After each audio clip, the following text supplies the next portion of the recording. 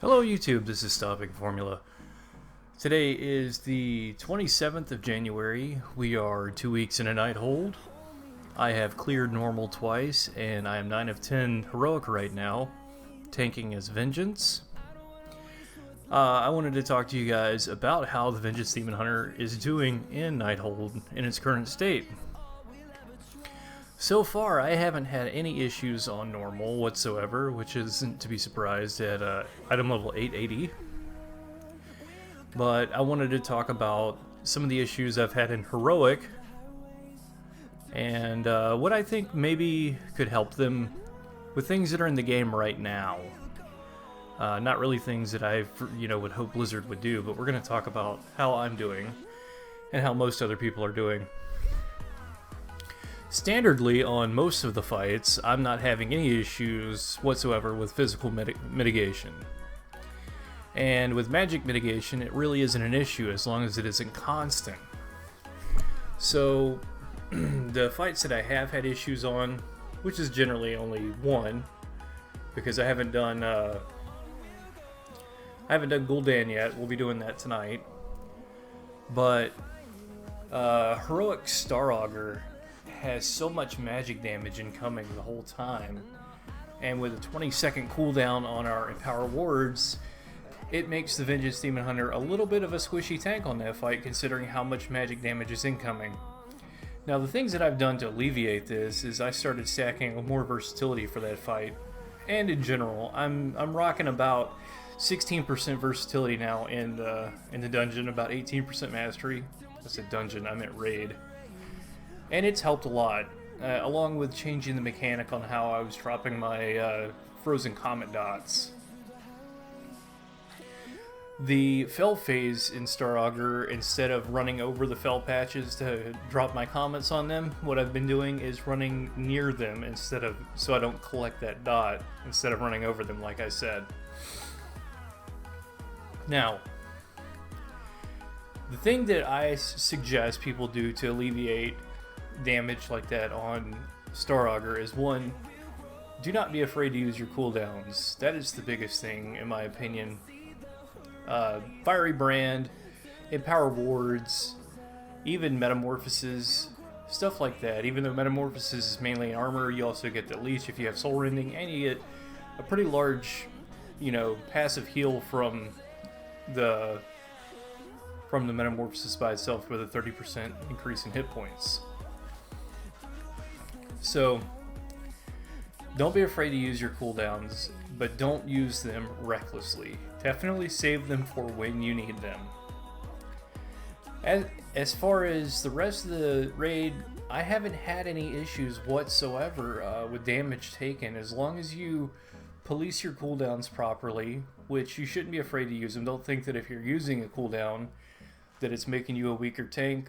We have so many cooldowns because we are not a meat shield like, say, a Guardian Druid is. So, once you get your cooldowns on the right rotation and you're policing them properly, you should be fine.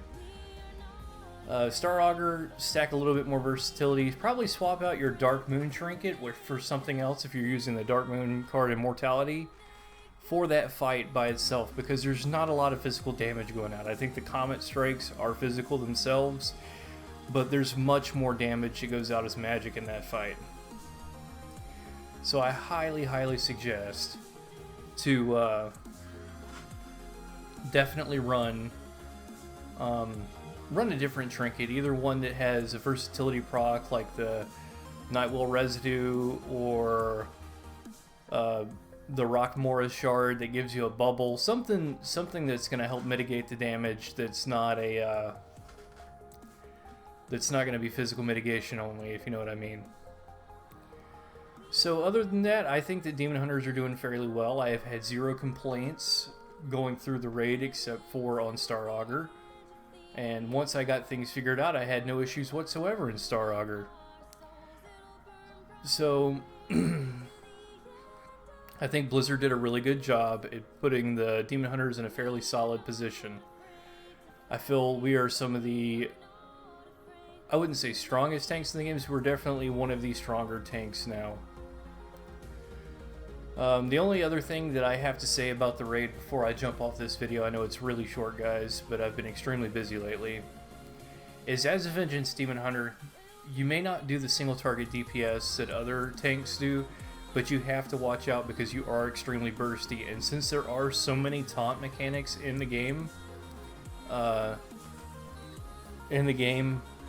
in this raid, which I think almost every fight has some sort of taunt mechanic, be careful not to pull aggro off of your secondary tank. The only tank that I haven't had an issue with pulling aggro off of are warrior tanks, and that's because they're doing a buttload of damage right now. So like I said, make sure to watch your aggro. It's not a race. These are mechanics. You're not here to prove yourself as a tank. If you end up getting a debuff early and then both tanks have a debuff, you're probably going to end up causing a whole lot of damage to the raid, maybe even wiping it, and you don't want to do that. If you have any questions, post them down in the comments. I am going to link my Twitch channel in the description below. If you like what you see, follow me on YouTube, follow me on Twitch. I answer a lot of Vengeance Demon Hunter questions. Come watch me. Tonight we are going to try to get Heroic Gul'dan down, and Monday evening at around 9 p.m. Eastern, we're probably going to start stepping into some Mythic stuff. So, and I'll be streaming that. I stream all of our raid progression. I also stream World Quest and Mythic Plus. Whatever you want to watch, I stream it.